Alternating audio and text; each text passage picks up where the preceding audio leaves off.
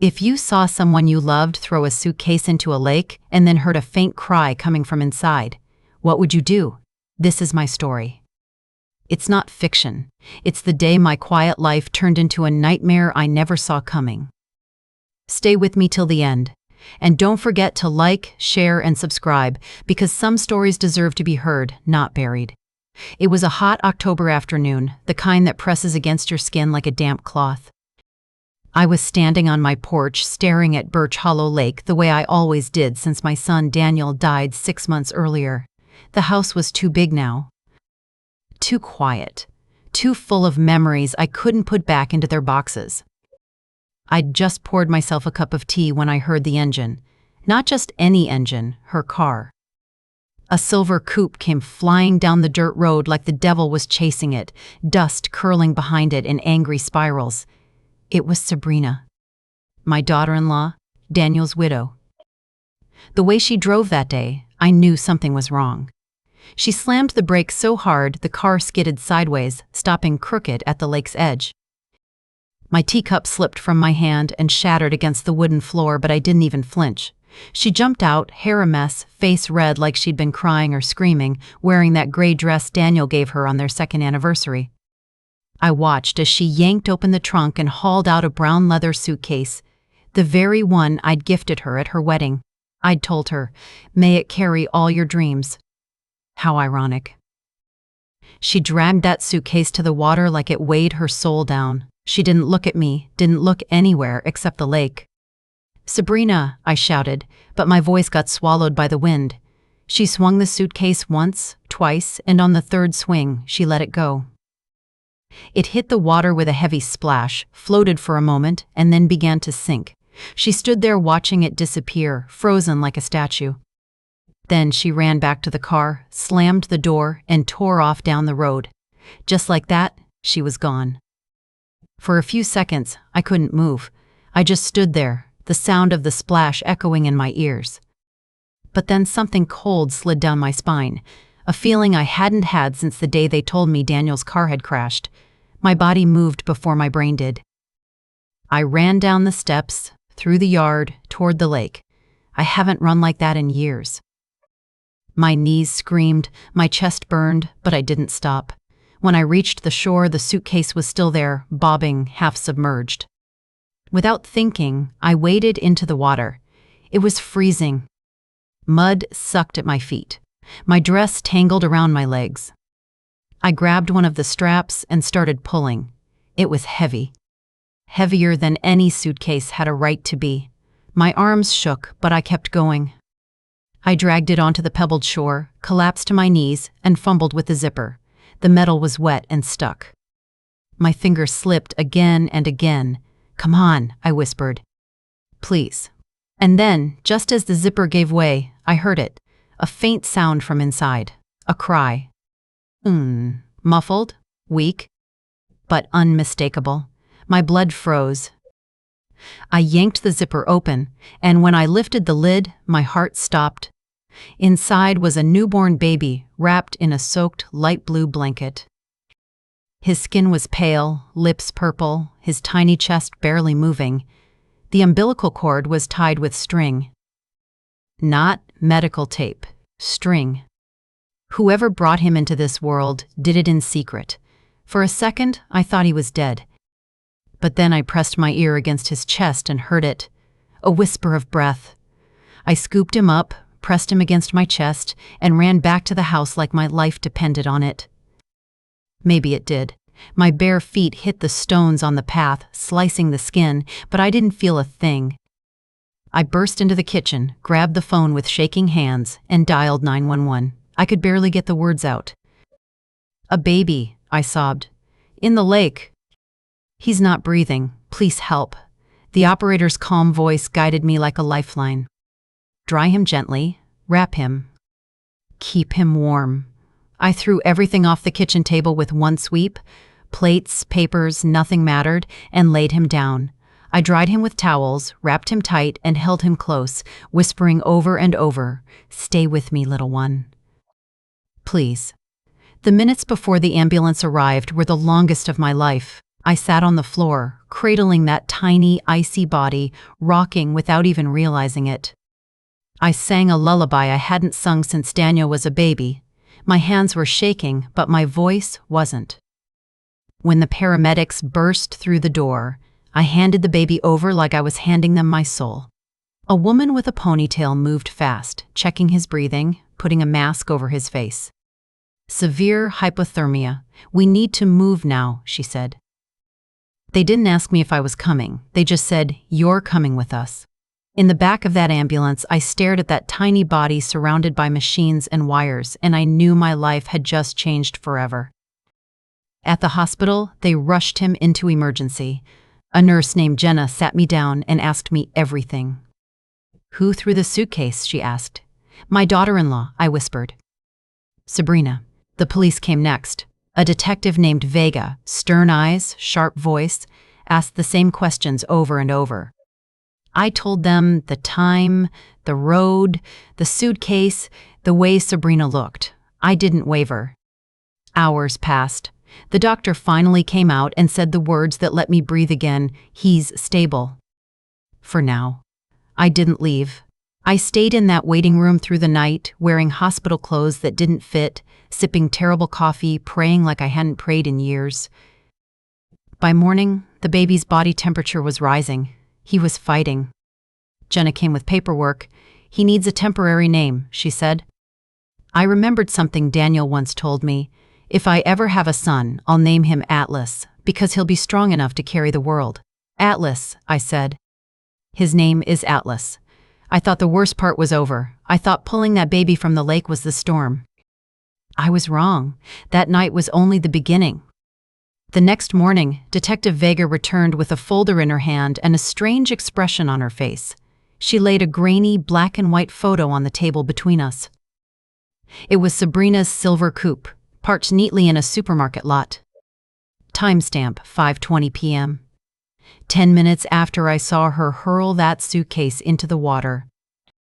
I stared at it so hard I thought maybe the photo would blink. "That's impossible," I whispered.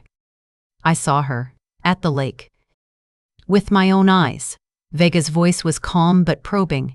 "How close were you, Mrs. Hart?" 100 yards, maybe more. "And mostly from behind?" "Yes."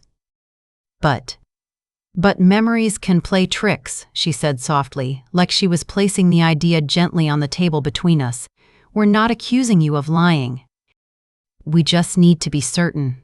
I wanted to scream. I wanted to grab that photo and rip it in half. But inside, doubt crept in like cold water seeping into old wood. What if my grief had painted the wrong face on the woman at the shore? What if I'd been wrong? Before I could answer, a nurse appeared in the doorway. "Mrs. Hart," she said, "you need to come with me." They led me into a small conference room where Detective Vega waited, along with Jenna, the nurse who'd stayed by my side that first night, and a man in a gray suit with wire-rimmed glasses. He introduced himself as Dr. Alan Mendez, Forensic Genetics. My stomach tightened. Vega didn't waste time. "We ran a DNA test. The baby is your biological grandson." The words didn't land all at once. They came in waves. "My grandson?" I repeated. Dr. Mendez nodded. "Approximately 25% DNA match. He's Daniel's biological son." My knees nearly gave out. No, Daniel. He died 6 months ago." "He didn't. There was no baby. Sabrina was pregnant when he died," Vega said quietly, "about a month along. She never told anyone." The room tilted. I gripped the chair just to stay upright. Daniel had a child, a son. And Sabrina tried to drown him. But Vega wasn't finished. "There's more. We reopened Daniel's crash. The brakes were tampered with, sabotaged." I stared at her. "What are you saying?" "We're saying," she said slowly, "your son's death was not an accident. It was murder." I felt like the air had been punched out of me. White, murder, my Daniel. The boy I raised. The man who fixed my fence when storms broke it. The one who promised he'd always be there to check on me. Murdered. And then it all clicked. Sabrina's silence. her sudden inheritance, the offshore transfer Vega told me about, $200,000 from the life insurance, gone. And now this baby. His existence threatened her fortune. Of course she'd tried to erase him too. I asked to see Atlas. They led me through the NICU's double doors, had me scrub my hands and put on a sterile gown. He was so small in that incubator, hooked to wires and machines, but alive. Fighting. I slid my hand through the opening and touched his fingers. His tiny hand curled around mine, and in that moment, something inside me locked into place. I wasn't just some grieving mother anymore. I was a grandmother. I was his shield now. The next few days blurred into paperwork and endless questions. Social services came to evaluate me. Claire, the young social worker with eyes that measured everything, asked questions like she was ticking boxes on a clipboard. Do you live alone? Do you have a steady income? Any mental health history? I answered honestly. Widowed. Pension and savings. Depression after Daniel's death. She wrote everything down with a neutral face. When Atlas is discharged, she said, he'll go into temporary state custody. A certified foster family will care for him. You'll have supervised visits twice a week. I stared at her. You're not taking him from me, Mrs. Hart. It's standard procedure. You're 72 years old. You're not a certified foster parent. I pulled him out of a lake, I snapped. I saved his life. Her voice didn't rise. And we're grateful. But love isn't paperwork. The law is. That night, I sat in my car outside the hospital staring at the lake. The police had dredged it, collected evidence, but the water still shimmered like it held secrets. I whispered into the darkness, Daniel, what do I do? There was no answer, but I already knew. I would fight. I would fight the system, the odds, the shadows, everything for that boy. A week later, Vega knocked on my door. She looked tired, like she'd spent the night hunting ghosts. We found Sabrina's aunt, she said. Lives near the border, no contact in years. But we found something else. She handed me a folder. Bank transfers. A mechanic's name, Carlos Medina. Sabrina had paid him $2,000 the day before Daniel's crash. He confessed. She paid him to sabotage the brakes.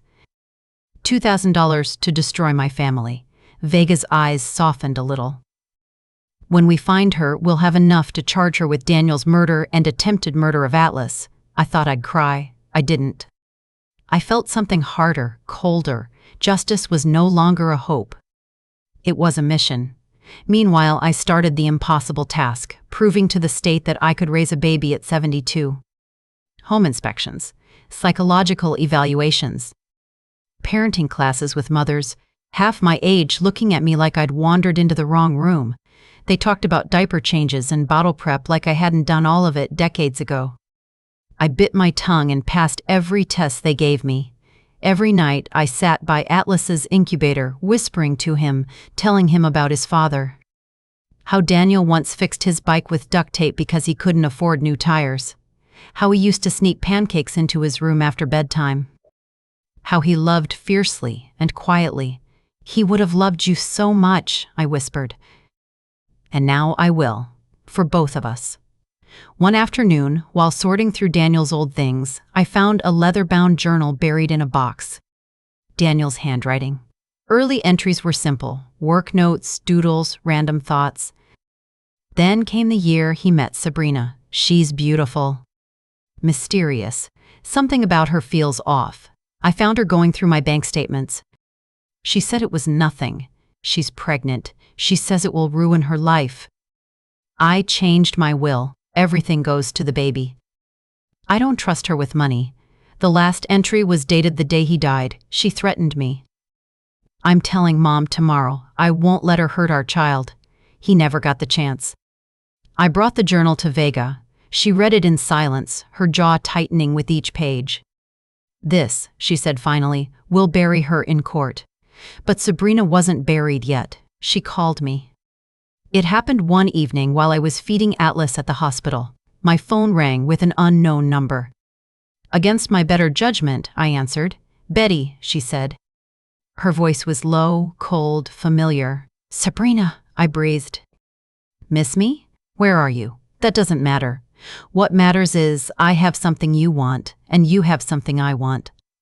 I hit speaker and started recording on another device. My heart pounded, but my voice didn't shake. "You have nothing I want. I have the truth about Daniel," she said. "About why I did what I did. I know why," I hissed. "You killed him for money." "You tried to kill your baby to keep it," she laughed, a sharp, humorless sound. "You think you know." "Bring the baby and the money to the old Lakemont warehouse tomorrow at midnight. $500,000. No police. Or I disappear. And when I resurface, I'll say you kidnapped my son. You're old, Betty." "They'll believe me." When the line went dead, I just sat there in the NICU chair, staring at Atlas's sleeping face. I wasn't just fighting paperwork anymore. I was facing a murderer. I called Vega. I sent her the recording. She didn't hesitate. "Perfect," she said. "We'll set the trap." The night Sabrina called me, everything changed. I was sitting in the NICU feeding Atlas when my phone rang from a blocked number. I almost ignored it, but something told me to answer. "Betty," she said. Her voice was smooth and cold. My blood ran ice. "Sabrina, I have something you want," she purred. "And you have something I want." I pressed the speaker button and quietly started recording the call on another phone. "You have nothing I want," I said. "Oh, but I do. I have the truth about Daniel," she said. "About why I did what I did. Don't you want to hear it?" "I already know," I hissed. "You killed him for money. You tried to kill your own baby to keep it." She laughed, a sharp, humorless sound. "You think you know everything. Bring the baby and the money to the old Lakemont warehouse at midnight. $500,000, no cops. Or I disappear forever. And when I come back, I'll say, you kidnapped my son." Who do you think they'll believe? An old woman or me? And then the line went dead. For a few seconds, I couldn't breathe. My hands were trembling, but my resolve wasn't. I called Detective Vega immediately. I sent her the recording. "This is perfect," she said. "We'll set a trap. You'll meet her. We'll be waiting in the shadows." The next day crawled by like a wounded animal. I packed Atlas's bag for his night with Jenna as if he were leaving for weeks. Bottles, diapers, extra clothes, his blue blanket that still smelled faintly like lake water and new beginnings. Jenna kissed my cheek. "I'll keep him safe, I promise." I kissed Atlas's tiny forehead. "I'll be back soon, my love," I whispered. Soon. By nightfall, my house looked like the set of a crime thriller. Vega spread maps across my dining table, marking entrances and sniper positions. Officers in plain clothes checked their radios. They clipped a tiny button mic under my collar. "Press 3 times if you're in danger," one of them instructed. I practiced it until it felt like muscle memory. At 11:40 p.m., I parked my car a short distance from the abandoned warehouse. The building loomed against the moonlight like a dark skeleton. Vega slipped away into the shadows with her team. I was alone. My phone buzzed. "Come alone." I pushed the heavy door open. It creaked loud enough to echo. Moonlight spilled through broken windows in jagged stripes. "Close it," Sabrina's voice called from the darkness. I obeyed. My eyes adjusted slowly. She was standing in the center of the room, wearing dark clothes, her hair chopped and dyed a cheap blonde. She almost looked like a stranger, almost. "You came," she said, surprised. "I want answers," I replied. "Why? Why Daniel?" "Why Atlas?" She tilted her head. "Money, Betty. Always money. Daniel was a fool, talking about love and family and changing his will. He thought he could trap me with a baby. I wanted freedom. So I made a plan. You paid someone to sabotage his brakes," I said flatly. She smirked. "Best investment I ever made. $2,000 for his life. Then, when the baby was born, I took care of the last obstacle. I pressed the panic button. Once. Twice. 3 times. You failed," I told her. "Atlas is alive. And he will never be yours. She pulled a small black gun from her sweatshirt, aiming it at my chest. Last chance. "Where's my son?" "You'll never touch him," I said. The gun went off. The impact burned through my shoulder like fire. I stumbled back, the sound ringing in my ears. And then, chaos. Floodlights. Shouts. Police. "Drop the weapon." Sabrina spun, realizing too late she'd walked into a trap. She dropped the gun slowly, her hands shaking, not from fear, but fury. Officers swarmed her, forcing her face down on the concrete.